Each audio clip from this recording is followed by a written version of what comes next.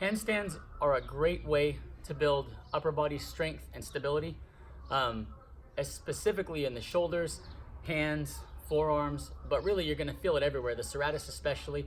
When you start getting to freestanding handstands, they're an incredible exercise to build strength throughout the entire kinetic chain, but specifically the upper body. The pumps that you get from, the muscle pumps basically from handstand work when you're freestanding are comparable to just about anything I've ever experienced lifting with resistance in a gym. So while a handstand may look super basic, when you actually get into doing it and doing 30-second handstand holds, freestanding handstand holds, they will wear you out. The thing to remember though is that handstands begin with building stability and strength in the hands, the wrists, the forearms. So before you go to a wall and start doing handstands against the wall, where you are leaning against the wall and holding that for a certain amount of time, I like to see people do frog stands.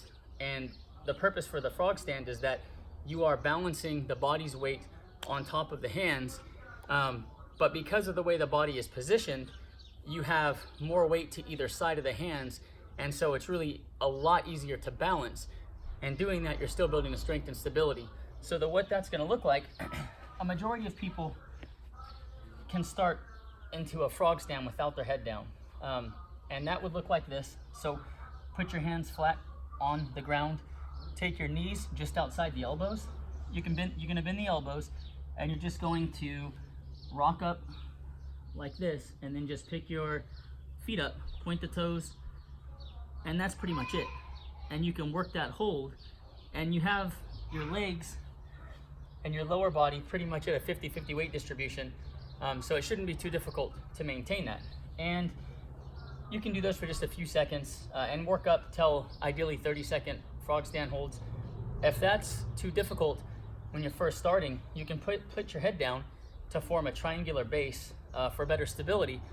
But always remember, in any type of headstand, you are supporting your weight on the palms of your hands, not with your head. Your head is just there for stability and should be supporting very little body weight.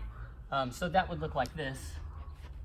You can place the head down, and then you're gonna basically be in a modified frog stand or a headstand frog stand. Then you can just come up and, but I think most people won't really have a big problem doing this, as long as you have the wrist mobility from the drills that I showed you earlier. So doing that is gonna help you build that hand, finger, wrist, forearm strength, and you'll feel it in your shoulders some as well, especially if you have deconditioned shoulders. That's a good place to start.